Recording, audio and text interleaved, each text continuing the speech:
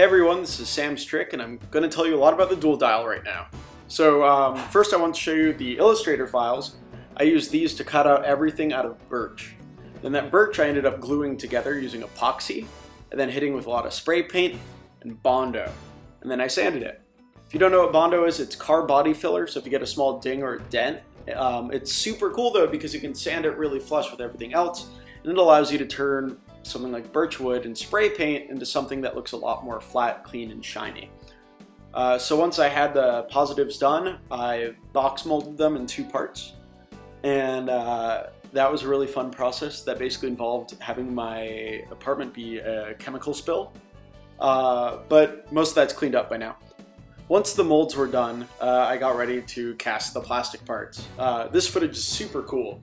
It shows you in real time the plastic curing. So you can see a dot right there, and then it starts to spread out over the entire thing, and that's always fun to watch. It takes a lot longer for that to start up, and then once it's mostly white, it takes a lot longer for it to finish up, but it's just really gorgeous. And I thought I knew what I was doing with plastics. I'd worked with plastics a lot about 8 years ago, but it turned out I had to relearn, and not having the facilities was really tough too.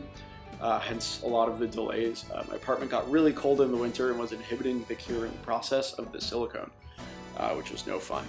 But once the plastic was done curing, then came demolding it and testing out all of the initial hardware. This photo coming up right here is of the first light test I did.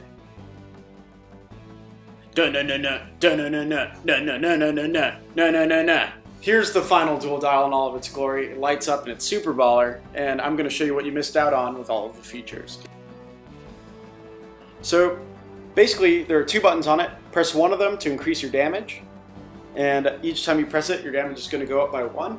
Hold that button down to decrease that damage. So only 1 damage button, super simple to work with, and the lights correspond to what you got.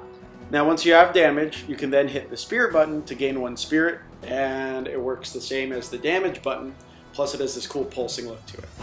So you just hold it down, then that gets rid of your spirit, and of course if you lower your damage past your spirit, then your spirit goes with it, just like regular healing. Now on the side you got a light. It flickers when you're at full damage, but once you are at no damage, you can press both buttons at the same time to reset it.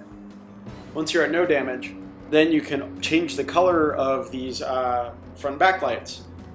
So you just have to hit both the buttons at the same time, and that allows you to change the color.